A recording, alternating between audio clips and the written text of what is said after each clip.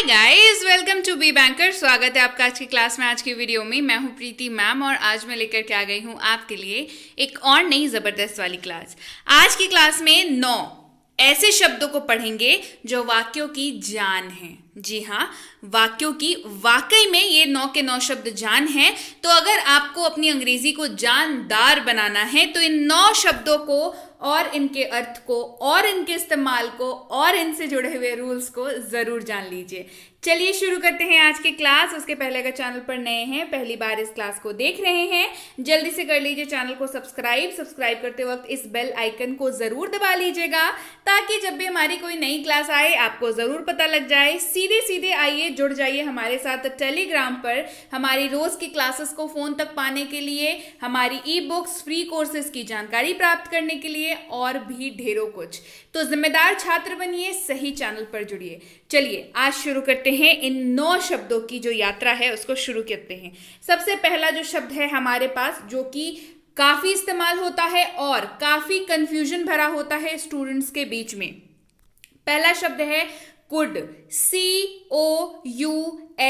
सबसे पहली कंफ्यूजन जिसमें आती है बच्चों को वो ये होती है, इसका उच्चारण को लेकर के इसके बहुत ज्यादा कंफ्यूजन होती है स्टूडेंट्स में।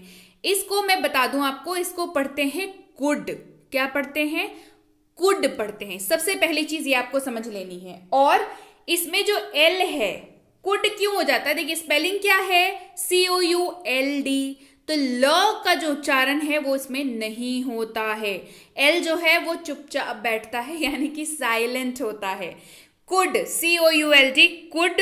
और इसका जो शाब्दिक अर्थ होता है, जो आपको वाक्य में दिखेगा, क्योंकि वाक्य में, हिंदी वाक्य में भाई हमें कुछ दिखेगा तब ना समझ आएगा कि इसका अनुवाद कैसे करना है। तो हिंदी वाक्यों में अगर आपको दिखे सका, सकी, सके या पाया, पाई, पाए, तो वहां पर अनुवाद करते वक्त इस्तेमाल करेंगे कुड का। किसका इस्तेमाल करेंगे? स्पेलिंग मत भूल जाइएगा उच्चारण के चक्कर में, क्योंकि स्पेलिंग इसकी COULD होती है और उच्चारण इसका कुड होता है। चलिए इसका रूल जान लेते हैं, कहां पर आप इस्तेमाल करेंगे। तो भाई ये वाक्य भूतकाल की योग्यता या सुझाव को दिखाता है, यानी कि पास्ट एबिलिटी या सजेशन। सजेशन का मतलब क्या होता है? सजेशन का मतलब होता है सुझाव, और एबिलिटी का मतलब योग्यता, सक्षमता। तो पास्ट, भूतकाल की योग्यता या सुझाव को दिखाता है, यानी कि पास्ट एबिलिटी या सजेशन को दिखाता है। तो चलिए अब इसका इस्तेमाल जानते हैं। पहला इस्तेमाल, वह नहीं जा सका। वह नहीं जा सका। अब मुझे एक बात बताइए, आप जा सके या नहीं जा सके, ये दोनों ही आपकी एबिलिटी को दिखाता है, राइट? एक पॉजिटिव एक नेगेटिव है, मतलब एक में आप कर सके, एक में आप नहीं कर सके, राइट? तो वह नहीं जा सका, ही कुड नॉट गो। वह नहीं जा सका, ही कुड नॉट गो। वे पढ़ाई नहीं कर सके, हमें यहां पर दिख गया क्या अंत में? सके। तो इस्तेमाल क्या करेंगे अनुवाद करते वक्त? कुड का। वे पढ़ाई नहीं कर सके, दे कुड नॉट स्टडी। वे पढ़ाई नहीं कर सके, दे कुड नॉट स्टडी। हम अच्छे से पढ़ाई कर सके, वी कुड स्टडी वेल। हम अच्छे से पढ़ाई कर सके, वी कुड स्टडी वेल। दूसरे शब्द की ओर बढ़ते हुए अगला शब्द है हमारे पास शुड। SHOULD, लेकिन इसको पढ़ेंगे शुड, क्योंकि ल जो है यहां पर क्या है? चुप है, साइलेंट है। शुड, SHOULD, इसको पढ़ेंगे शुड, और एल का उच्चारण जो है यहां पर नहीं करेंगे। इसका सीधे सीधे अर्थ होता है चाहिए। क्या अर्थ होता है? चाहिए। तो इसका अर्थ तो ये निकल जाता है कि किसी भी वाक्य में जहां पर चाहिए दिखे वहां पर शुड का इस्तेमाल कर देंगे। अगर आप ऐसा सोच रहे हैं तो ये गलत है। जी हाँ, शुड का इस्तेमाल आप सिर्फ और सिर्फ ऐसे वाक्यों में करेंगे, माइंडेड, फिर से ध्यान दीजिए, ऐसे वाक्यों में करेंगे जो सजेशन यानी कि सुझाव को दिखाता हुआ हो। किसको दिखाता हुआ हो? सुझाव को दिखाता हुआ हो। शुड का इस्तेमाल ऐसे वाक्यों में करेंगे जो सुझाव यानी कि सजेशन को दिखाता हुआ हो। जैसे उसे सुबह जल्दी उठना चाहिए, she should wake up early. ये बात जब आप किसी को बोलें तो कैसे बोल रहे हैं? सुझाव दे रहे हैं ना, सुझाव दे रहे हैं, सामने वाला मानेगा आपके सुझाव को या नहीं मानेगा, ये उसकी इच्छा, पर आपने अपने एंड पर क्या किया, सुझाव दे दिया। तो यहां पर शुड का इस्तेमाल होगा। उसे जल्दी उठना चाहिए, she should wake up early. हमें विनम्र होना चाहिए, वी शुड बी पोलाइट, ये भी सुझाव है। अब सामने वाला एरोगेंट है यानी कि गुस्सैल है या विनम्र है, ये तो उसके ऊपर डिपेंड करता है ना, आप उसे सुझाव दे सकते हैं। हमें विनम्र होना चाहिए, वी शुड बी पोलाइट। उसे कड़ी मेहनत करनी चाहिए, उन्हें कड़ी मेहनत करनी चाहिए, दे शुड वर्क हार्ड, उन्हें कड़ी मेहनत करनी चाहिए, दे शुड वर्क हार्ड। आगे बढ़ते हैं तीसरे नंबर शब्द की ओर, जो कि है वुड, WOUL, लकड़ी वाला वुड नहीं, इसका उच्चारण है वुड, इसकी स्पेलिंग है WOULD, राइट। उच्चारण कैसे करेंगे, वुड। जी हाँ, चलिए अर्थ जानते हैं। गा गे गी वाक्य के अंत में दिख जाएगा तो आप वुड का इस्तेमाल करेंगे, बस इतना ही, जी नहीं। आप वुड का इस्तेमाल उन वाक्यों में कर सकते हैं, दोबारा, उन वाक्यों में कर सकते हैं जहां पर संदेह यानी कि डाउट जैसा वाक्य हो, संभावना यानी कि पॉसिबिलिटी दिखाता हुआ वाक्य हो। संभावना मतलब समझते हैं, जो चीज होने की संभावना है, हो भी सकती है, नहीं भी हो सकती है, ठीक है। तो जो संदेह यानी कि डाउट को दिखाता हुआ वाक्य हो, या संभावना पॉसिबिलिटी को दिखाता हुआ वाक्य हो, और उस वाक्य के अंत में आपको दिख जाएगा गेगी, तो इस्तेमाल करेंगे अनुवाद करते वक्त वुड का। चलिए इस्तेमाल देखते हैं। वह आज आएगा, he would come today, possibility बता रहे हैं ना, हो सकता है कुछ कार्यक्रम आ गया, प्लान कैंसिल हो गया, हो सकता है, पॉसिबिलिटी दिखाने वाली वाक्य है। वह आज आएगा, ही वुड कम टुडे। वह परीक्षा उत्तीर्ण करेगी, she would pass the exam, वह परीक्षा उत्तीर्ण करेगी, she would pass the exam. आज बारिश होगी, इट वुड रेन टुडे, आज बारिश होगी, इट वुड रेन टुडे। अगला शब्द है फोर्थ नंबर शब्द, चलिए जानते हैं कौन सा है वो शब्द। वो शब्द है माइट, MIGHT, पढ़ते हैं इसको माइट। इसका अर्थ होता है शायद सकता है, शायद सकती है, शायद सकते हैं। ये तीनों ही तरीके से ये इस्तेमाल हो सकता है, ठीक। अच्छा, कैसे समझेंगे ये जो है, आप कैसे समझेंगे बता दूं। शायद आपको वाक्य की शुरुआत में दिखेगा और अंत में आपको या तो दिखेगा सकता है, सकती है, सकते हैं, ये दिख जाएगा, राइट। अब बीच में जो ब्लैंक छोड़ रखे हैं वो किस काम के हैं भाई, किसी वाक्य में और भी तो शब्द होते हैं, उन शब्दों के बारे में जो है, वो शब्द जो है वो बीच में आएंगे, इसी वजह से बीच में ब्लैंक है, राइट। चलिए देखते हैं ये क्या दिखाता होगा। माइट जो है वाक्य में पॉसिबिलिटी को दिखाता है, यानी कि संभावना को दिखाता है। तो अगर आप माइट का इस्तेमाल करना चाह रहे हैं किसी वाक्य में, तो ये बात आपको दिमाग में रखनी होगी कि इस वाक्य में क्या ये वाक्य ऐसा है जो संभावना दिखाता हुआ हो, और इसमें शायद सकता है, सकती है, सकते हैं आ रहा है। अगर हाँ, तो माइट का इस्तेमाल कर लेंगे। जैसे शायद बारिश हो सकती है, शायद बारिश हो सकती है, संभावना जताने वाला वाक्य, चेक हो गया। शायद सकती है, दिख गया, डन। तो इसमें इस्तेमाल होगा इट माइट रेन, शायद बारिश हो सकती है, इट माइट रेन। रोहन शायद बीमार पड़ सकता है, Rohan might get sick, Rohan शायद बीमार पड़ सकता है, रोहन माइट गेट सिक। बढ़ते हैं आगे। उन्हें शायद देर हो सकती है, दे माइट बी लेट, उन्हें शायद देर हो सकती है, दे माइट बी लेट। आगे बढ़ते हैं, 5वें नंबर शब्द की बारी है अब हमारे पास, और ये क्या है, ये है विल, WILL, विल, ठीक है। चलिए इसका अर्थ जानते हैं। गा गे गी वाक्य के अंत में दिखेगा तो इस्तेमाल होगा विल का, यहीं तक, जी नहीं। देख लीजिए, वे घर जाएंगे, दे विल गो होम, क्या कर रहे हैं, फोर्सफुली बोल रहे हैं थोड़ी, है ना, और आगे की बात को कर रहे हैं, तो ऐसे वाक्यों में विल का इस्तेमाल होगा। वे घर जाएंगे, दे विल गो होम। मैं पढ़ाई करूंगा, आई विल स्टडी। मैं पढ़ाई करूंगा, आई विल स्टडी। वो जाएगा, ही विल गो। वो जाएगा, ही विल गो। छठे नंबर शब्द की बात कर लेते हैं, 6 नंबर वाला शब्द जो कि है कैन। CAN पढ़ते हैं इसको, कैन। अर्थ इसका होता है सकता हूं, सकता है, सकती है, सकते हैं। ये इसका अर्थ होता है, मतलब कि हिंदी वाले वाक्य में अगर ये दिख जाए तो आपको इस्तेमाल करना है किसका, कैन का इस्तेमाल करना है। लेकिन ये वाक्य में एबिलिटी को दिखाता है तो इस बात का ध्यान रखेंगे और ऐसे ही वाक्यों में इसका इस्तेमाल करेंगे जो योग्यता दिखाता हुआ वाक्य हो। जैसे वे अंग्रेजी बोल सकते हैं, दे कैन स्पीक इंग्लिश, ये योग्यता है, आप बोल सकते हैं, ये योग्यता है, तो बता रहे हैं ना, दे कैन स्पीक इंग्लिश। वे अंग्रेजी बोल सकते हैं, दे कैन स्पीक इंग्लिश। ये उड़ सकता है, इट कैन फ्लाई। ये उड़ सकता है, इट कैन फ्लाई। वह तैर सकती है, शी कैन स्विम, योग्यता दिखाता हुआ वाक्य है, वो तैर सकती है, शी कैन स्विम। 7वें नंबर शब्द की बात करते हैं और वो है हमारे पास शैल।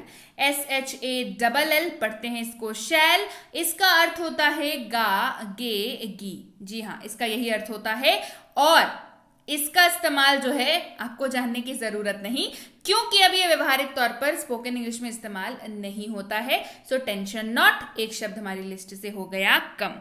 तो अब बढ़ते हैं 8वें नंबर शब्द की ओर जो कि है मे। MAY, मे। मंथ वाला, अप्रैल मई वाला मे नहीं, ये शब्द है मे और इसका अपना बहुत इंपॉर्टेंस है जब आप अंग्रेजी बोलने के लिए दृढ़ इच्छा रखते हैं।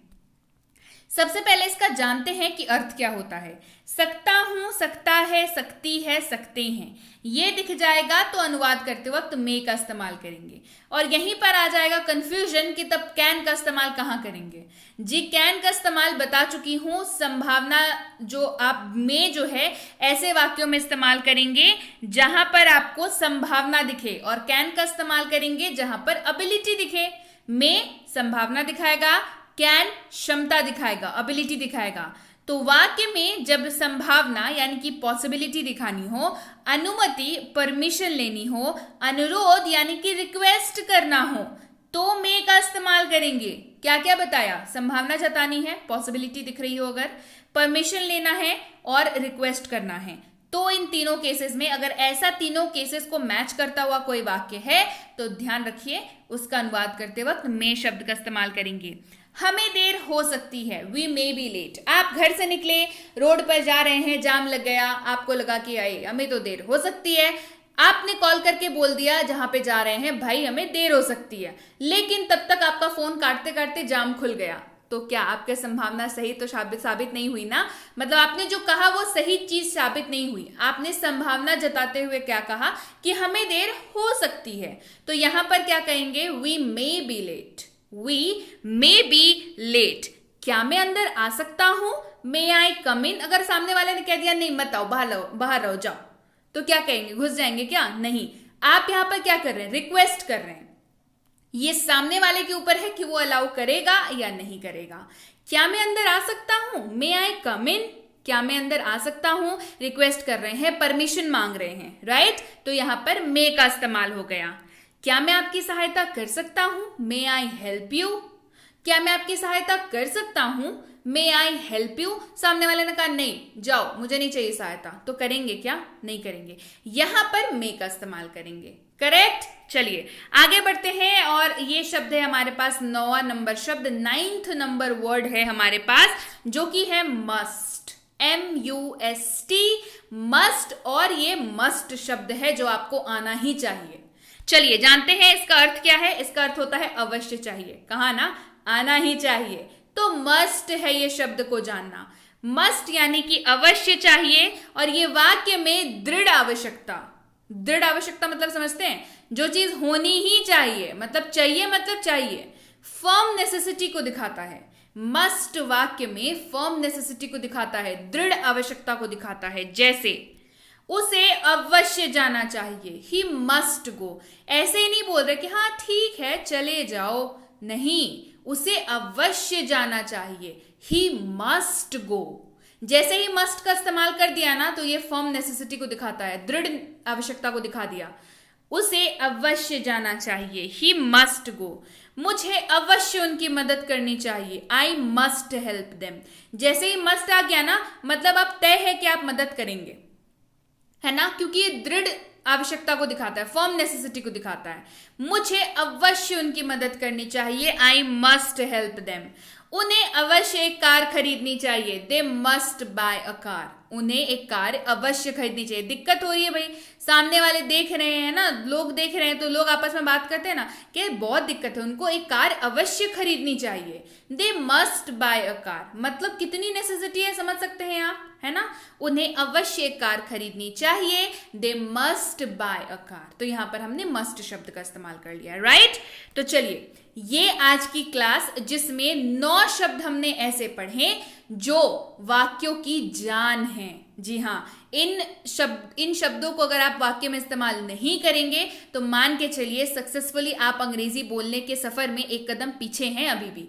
तो आपको सफर पर आगे बढ़ाने की जिम्मेदारी तो भाई मैंने ले रखी है, इसीलिए मैं रोज लेकर के आती हूं आपके लिए रोज इंटरेस्टिंग वाली क्लासेस। और ये क्लासेस सिर्फ एवे ही नहीं होती है, ये जरूरी क्लासेस होती हैं, समझ रहे हैं।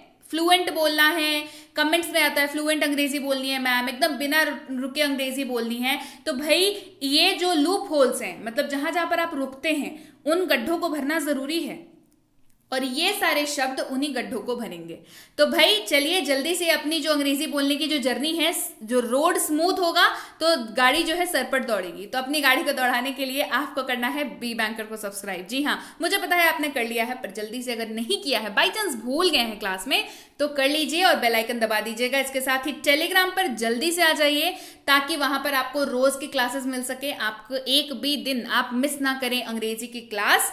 और इसके साथ ही basic plus spoken English course, जो कि एक फ्री स्पोकन इंग्लिश का कोर्स है, लाखों लोग अभी तक इसको पढ़ चुके हैं, इससे लाभान्वित हो चुके हैं, अब बारी आपकी है। तो जल्दी से बेसिक प्लस स्पोकन इंग्लिश की कोर्स को मंगवा लीजिए अपने लिए, और साथ ही अगर इसकी ई बुक आपको चाहिए तो इसकी ई बुक के लिए भी आप टेलीग्राम पर कांटेक्ट कर लीजिए। मिनी स्पोकन इंग्लिश कोर्स, इसकी ई बुक के लिए भी टेलीग्राम पर कांटेक्ट कर लीजिए।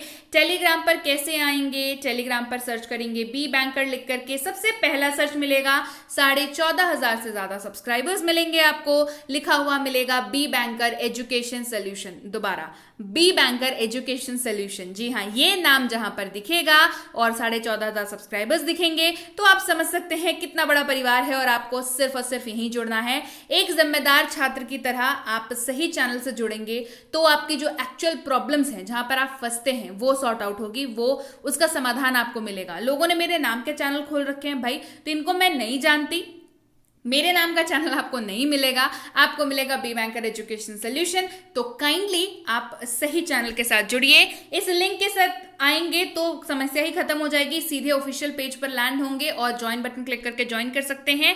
इस नंबर के जरिए भी वही चीज होगी, ऑफिशियल पेज पर आएंगे, ज्वाइन बटन क्लिक करेंगे, ज्वाइन हो जाएंगे। हमारी इन तीनों किताबों की अपडेट्स के लिए, हमारी किसी भी पेड कोर्स की जानकारी के लिए, जैसे कि है प्रीमियम स्पोकन इंग्लिश का कोर्स, बेसिक इंग्लिश ग्रामर का कोर्स, बेसिक इंग्लिश रीडिंग का कोर्स, ये तीनों ही एक्सक्लूसिव कोर्सेज हैं जहां पर आपको गाइडेंस के तहत क्लासेस कराई जाती हैं, आपको डाउट क्लासेस दी जाती हैं, आपको हर क्लास का नोट दिया जाता है, आपको हर क्लास का होमवर्क दिया जाता है, होमवर्क आपसे करवाया जाता है, आप बनाते हैं होमवर्क, सबमिट करते हैं, होमवर्क चेक किया जाता है, होमवर्क में क्या गलती की आपने वो बताई जाती है, उसकी आंसर शीट दी जाती है ताकि आपको फ्यूचर में कभी दिक्कत ना हो। ये सारी जो एक्सक्लूसिव जो फैसिलिटीज हैं वो पेड कोर्सेज में अवेलेबल है। भाई हमें पेड कोर्सेज नहीं कर सकते, हम नहीं कर सकते, कोई दिक्कत नहीं है। इन केस पेड कोर्स करनी हो तो टेलीग्राम पर आ जाइए, अगर फ्री कोर्स करनी है कोई समस्या नहीं है, टेलीग्राम पर आ जाइए, फिर भी लिख के भेजिए मैम मुझे फ्री कोर्स करनी है, तो हमारे प्रतिनिधि आप तक फ्री कोर्स पहुंचा देंगे। मुझे पेड कोर्स करनी है भाई, मुझे तो पेड कोर्स चाहिए, इतनी सारी फैसिलिटीज है पेड कोर्स में, वही चाहिए, तो पेड कोर्स कर लीजिए। पूछ लीजिएगा कोर्स का नाम लिख करके कि कब इसकी अगली बैच शुरू हो रही है, तो आपको हमारे प्रतिनिधि जितनी सहायता होती है वो कर देंगे, आपको बता देंगे। कैसे ज्वाइन करना है, कैसे एडमिशन लेना है, ये सारी डिटेल्स आपको टेलीग्राम पर मिलेगी। टेलीग्राम पर जब भी आप मैसेज करें तो ध्यान रखें 12 से 48 घंटों का वक्त लग जाता है रिप्लाई मिलने में, तो कृपया प्रतीक्षा करें और अगर मैसेज कर दिया है निश्चिंत हो जाएं, आपको रिप्लाई जरूर मिलेगा। क्लियर हो गई बात? So yes guys, that's it for today. Thank you so much for watching be with be banker, empowering life through knowledge. Thank you so much for watching. Stay tuned to B banker.